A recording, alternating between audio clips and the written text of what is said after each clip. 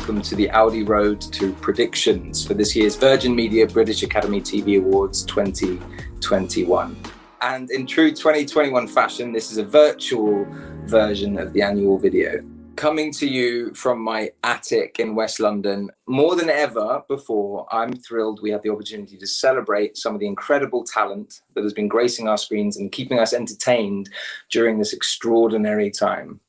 Gugu Mbatha-Raw, actor who has recently finished filming the BBC's The Girl Before and who will soon be seen in Marvel's Loki, has joined me. And how have you found this past year, and what role has TV played in your coping of this past year?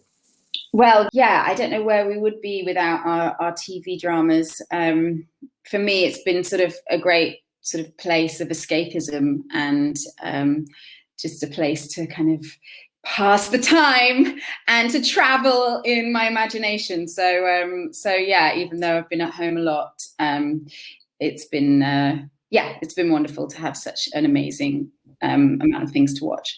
Okay, what have you been watching on TV over the last year? What helped get you through? Some of my top shows that really grabbed my attention were Normal People. I was so obsessed with that, and I think just because it was so intimate and so relatable and romantic and beautiful. I also loved Unorthodox, which was on Netflix.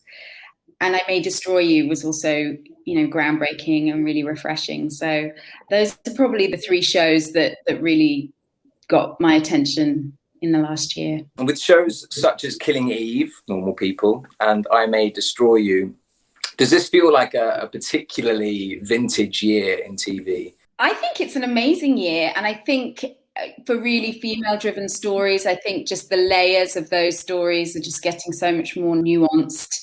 And I think because it's been such an exceptional year with everything that's been going on in the pandemic, when you go to a story, I think the intensity of your reaction sometimes can be heightened because of lockdown, or because you're not at work, or just because of the disruption of the real world. So I do think it's a combination of just incredible talent this year, and then an incredible circumstance in which we've been consuming it, which has sort of also contributed to heightening our sort of emotional connection to drama.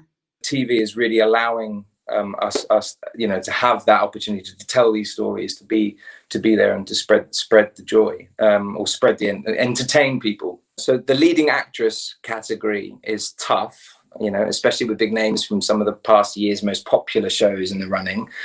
What are your thoughts on this year's crop? Like, who do you feel sort of maybe kind of edging the race? It's really hard to choose or judge your peers as well, because I think as an actress myself, you sort of you really feel for everybody, and how different every performance is. Looking at what Michaela Cole has brought as not just an actress but also as an auteur. I mean, that's the only really word I can describe. I mean, that is so impressive as a writer, director, actor, producer, and that's very inspiring to me. Daisy Edgar-Jones, again in Normal People, she was an actress that I didn't know before that performance, and just was totally drawn in by the subtlety of everything that she was doing. I'm sure you understand as an actor yourself how wonderful it is to celebrate performances, but it's also really hard to compare. And the leading actor nominations are broad. They're highlighting some of the, some incredible talent. So what did you make of this category? It's an amazing category. And I feel like I should mention small acts, John Boyega and Sean Parks, and those amazing performances as Stephen Queen's epic miniseries. Those were amazing performances all around. Papa Asidu, the lead actor in I May Destroy You, was an actor I didn't know at all, and I just thought he just did such a phenomenally nuanced and vulnerable performance.